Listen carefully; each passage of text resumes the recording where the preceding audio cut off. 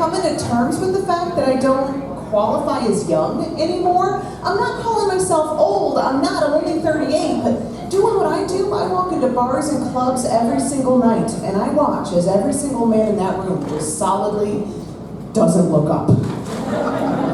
Right now, I got a beer in the back next to the other comedians, completely unattended. No fears of getting roofied. I'm not saying I want anything to happen, but shit, it'd be nice to have some concerns. That beer is secure, let me tell you.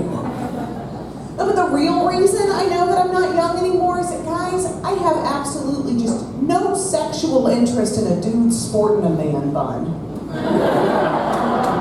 Thank you. Right? I mean, like, you've seen that though, right? Like, it's always like a super tall, thin guy, but thin not because he's athletic, but because he's a fucking vegan. Walking around talking about urban farming, meanwhile he's got a librarian's bun right on the top of his head. I think about that moment when they gotta take their man bun down and they're gonna do that Pantene Pro V hair commercial hair shape, just... That shit's just not masculine enough to make me think I gotta take my clothes off.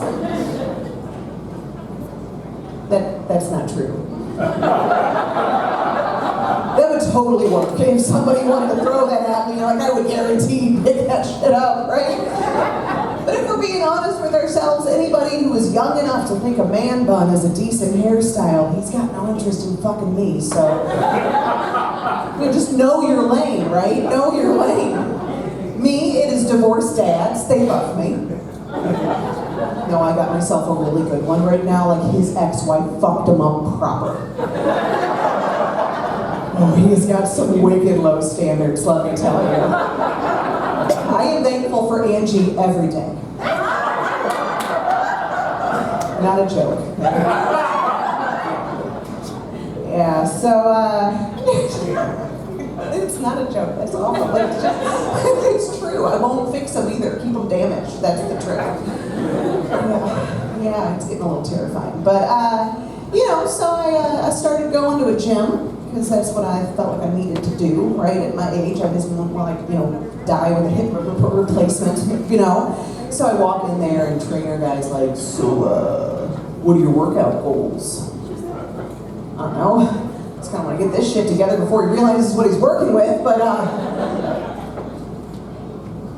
I just want to be fit enough to have a shitty personality.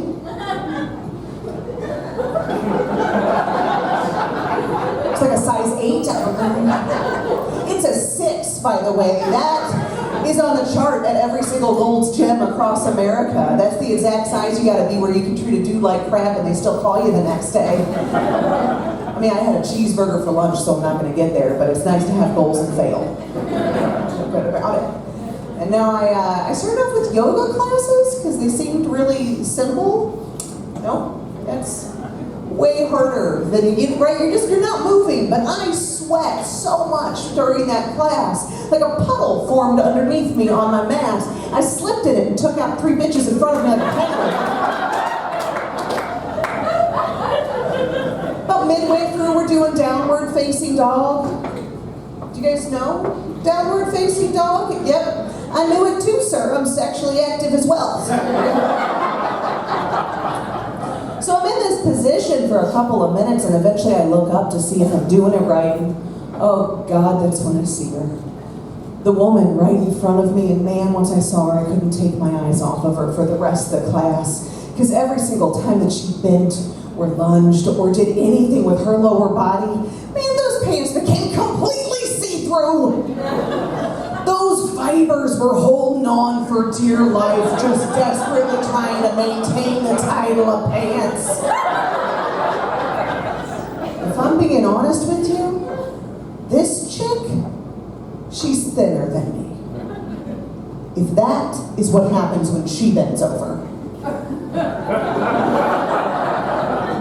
What the fuck happens when I bend over? Looking like an unbaked chicken in saran wrap? No one needs to see that, no. I dropped that class for the sake of society, you're all very welcome. But next I tried like the Zumba class, because everybody seems so happy in the infomercials, don't they? Like, you dance your way to fitness, yeah! guys, the whiteness runs deep with me. There is no hidden rhythm that a Zumba class is going to suddenly unearth after 38 years. And I'm going to say this, Gloria Stefan, she's a fucking liar, because the rhythm, it's not going to get you. No, it's going to abandon you in the back row of a Zumba class is exactly what it's going to do. And eventually everybody's looking at me and I'm sure that they're saying supportive things, but all I hear is, dance, bitch, and just start tapping out. Do that for a couple of minutes, eventually the instructor walks over and goes, hey, no, oh God, sweetie, yeah, could you stop trying? You're making everybody else uncomfortable. That is not a joke there. That shit happened on Tuesday. That is my life. Yeah, but luckily I'm not a millennial, so I understood how to deal with rejection. So. It's true. I didn't get any fucking effort award, so I understood that was shitty Zumba.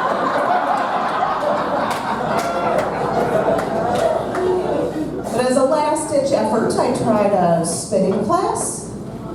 Bikes. I know bikes, right? This class is not about bikes. It is an army of super fit suburban moms who all have better post-baby bodies than my pre-baby body. All walking around talking about their kids. Oh, how old is your child?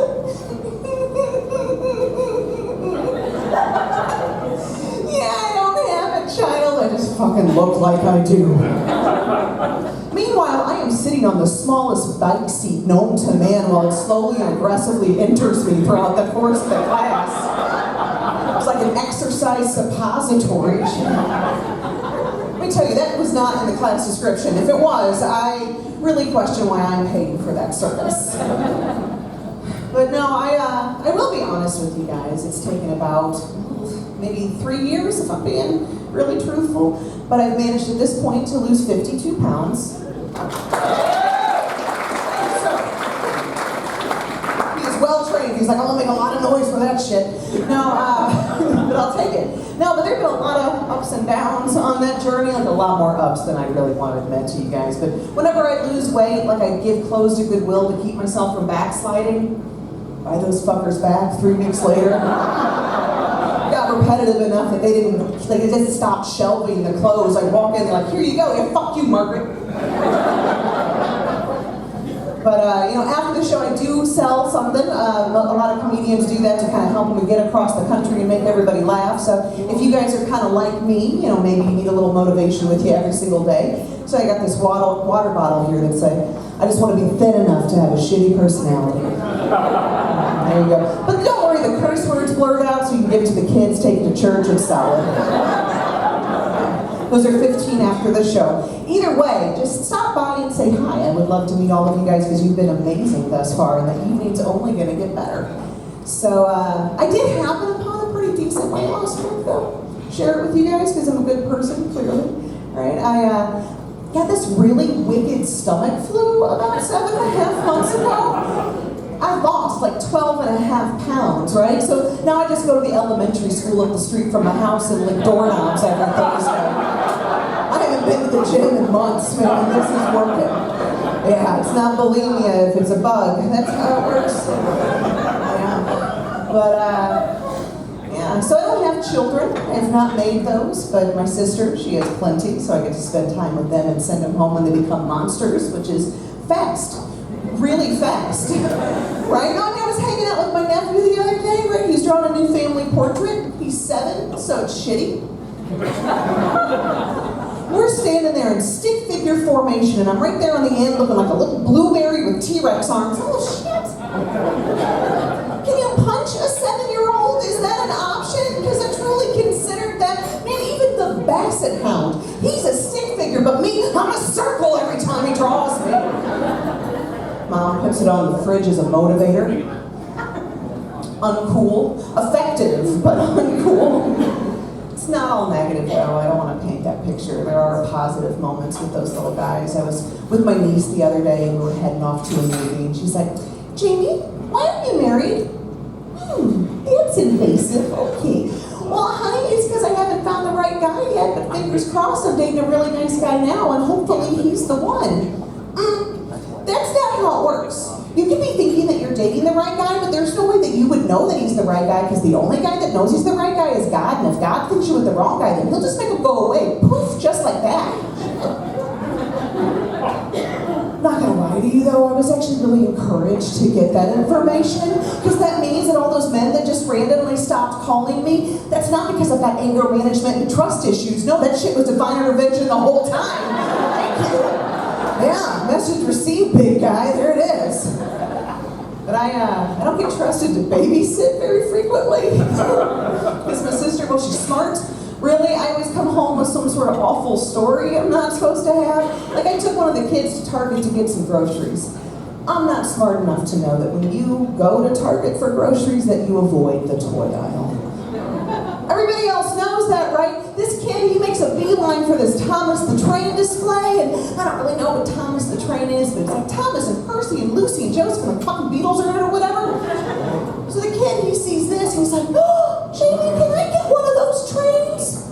No, buddy, it's not on the list, and just start walking like a squash bat.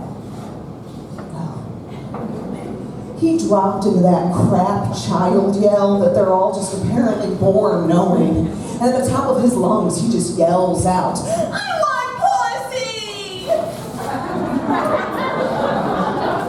Apparently someone doesn't know how to pronounce Percy correctly. That's absolutely wonderful to discover in the store together today at this moment. Oh God.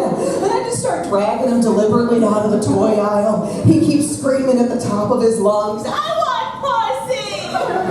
I'm dragging him past the automotive section. There's all these lonely dads standing there going, I feel you, buddy.